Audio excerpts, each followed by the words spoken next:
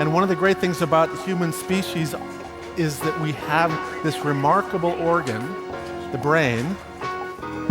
La tête dans le cerveau.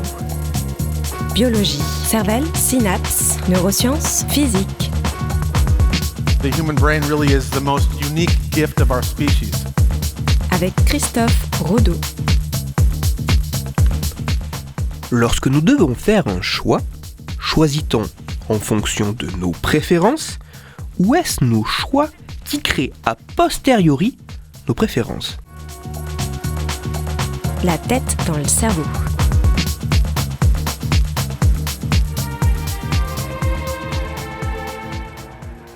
La prise de décision est un processus cognitif extrêmement complexe. Ce processus a pour but de sélectionner un type d'action parmi différentes alternatives. Le choix de l'alternative dépend d'un grand nombre de paramètres, conscients ou non. Ainsi, devant une alternative, peu importe les raisons, nous allons nous tourner vers l'une des options. Il semble assez logique de penser que le choix pour lequel nous aurons opté sera celui qui aura recueilli notre préférence. Mais est-ce bien le cas ? Notre choix s'est-il réellement fait en fonction de nos préférences ? Ou au contraire, est-ce parce que nous avons fait un choix que celui-ci deviendra a posteriori notre préférence comme une sorte de justification ? Choisit-on par préférence ou notre choix obtient-il notre préférence grâce au fait que nous l'ayons choisi ?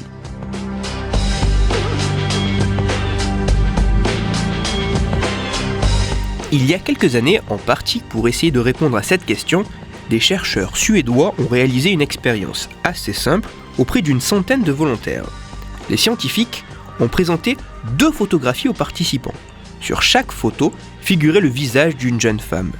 La consigne donnée à chaque participant était simple. Il devait choisir parmi les photos des 2 femmes, celle qu'il trouvait la plus attirante.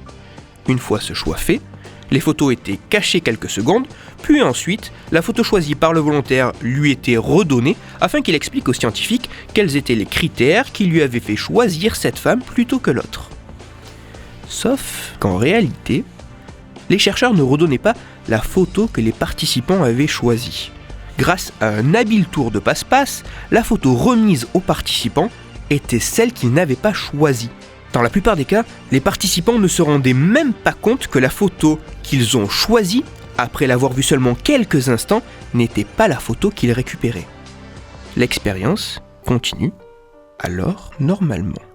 Et les participants sont donc invités à énoncer les critères et raisons qui ont fait qu'ils ont choisi cette femme plutôt que l'autre, alors même qu'en réalité, sans le savoir, ils ont fait le choix inverse. Les participants justifient ainsi les éléments d'une préférence d'un choix qu'ils n'ont pas fait.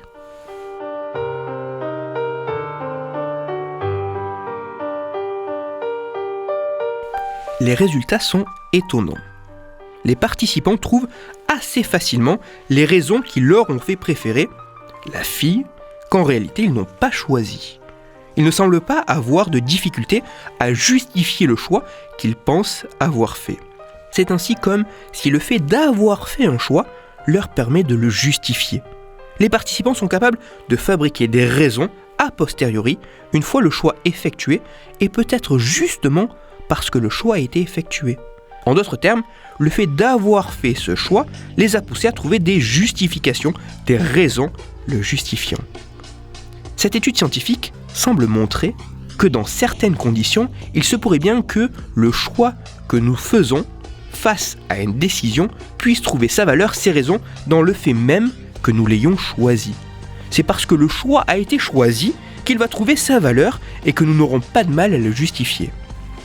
La prise de décision pourrait être encore plus complexe que ce qui était imaginé.